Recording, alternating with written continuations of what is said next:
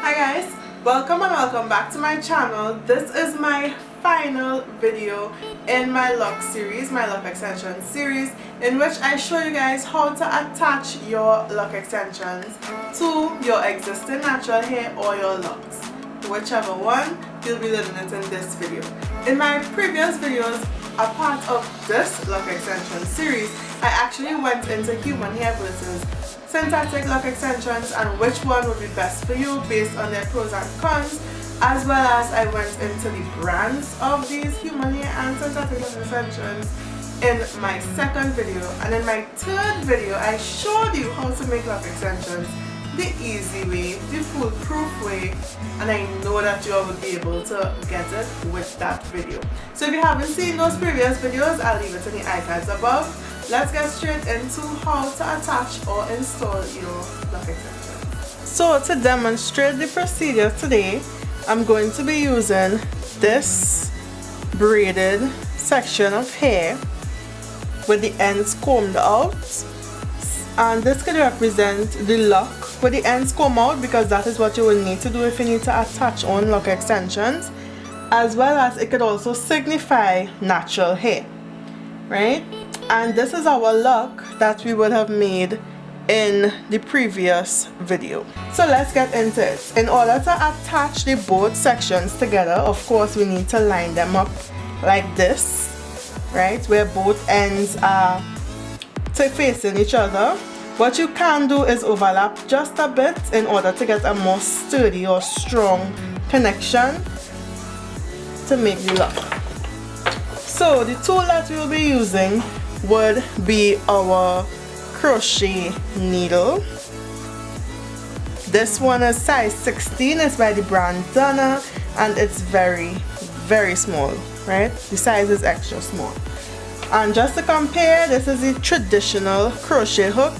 We see the size difference, how dramatic it is, right? Very dramatic. So let's get into it.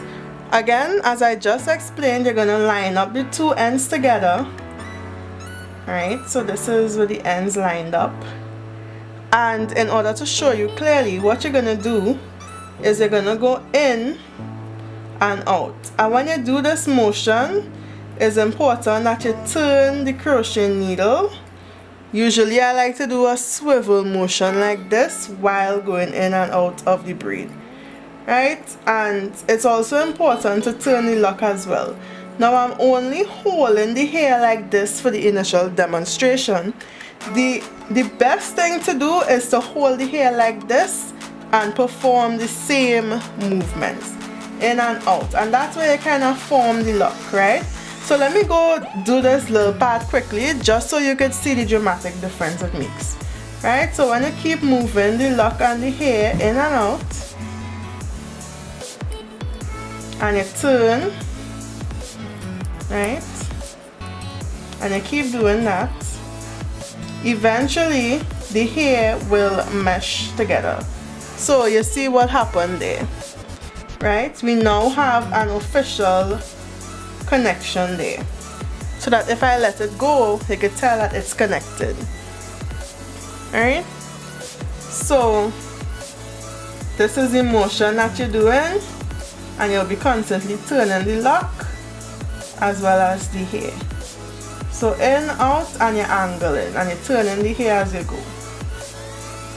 It's as simple as that. The best angle I find to use is a perpendicular angle, meaning yeah, like a 90 degree to the lock.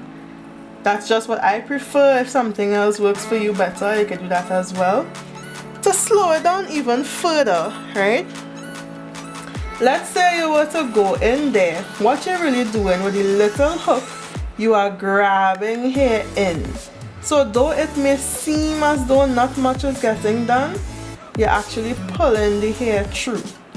And the faster that you get it, more hair will be pulling through.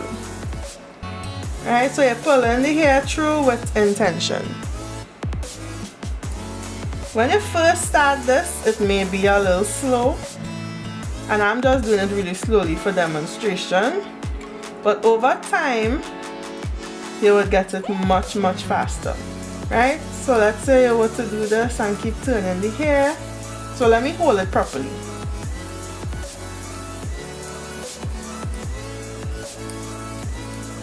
Also, when you squeeze the lock there, you get to form the shape that you're going for. And you get to squeeze the hair together, so it makes it easier to pull the hair through the lock. So as you can see, the hair is starting to take shape. We definitely know we're done yet, but we're getting there.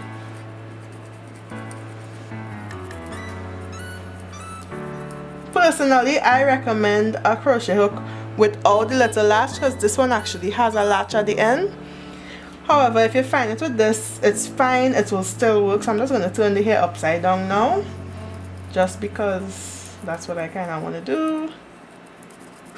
Right, and you're doing the same motion.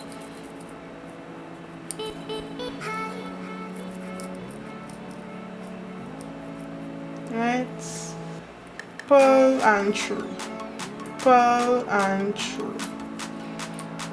So typically when you see these explanations, it always looks as though the person is blocking your view, but in reality they are trying to just hold down the lock to get the shape going.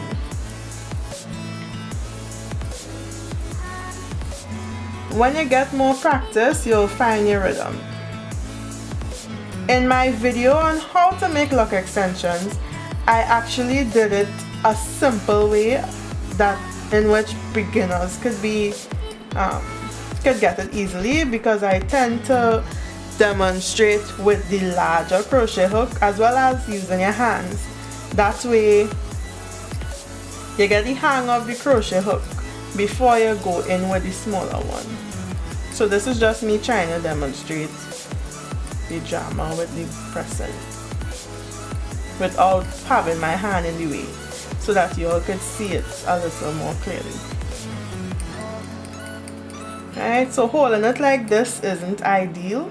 You can see that I'm using my thumb to spin the hair around. Right, an important step 2 is to palm roll. And that helps get the hair together. You can see what a huge difference that has already made.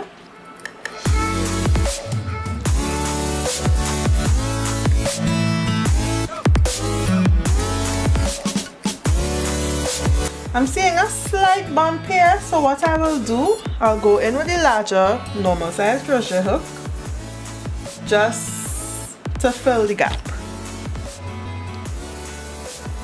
So you just put the hair in the hook, close the latch and pull the hair through. And there we have it, guys, officially the final look. You can't tell where it starts honestly from where it ended. All of this was loose, natural, well, loose hair, and now the rest of the look is complete. So thank you guys so much for watching. Your final palm roll and you're good to go. Okay, bye guys.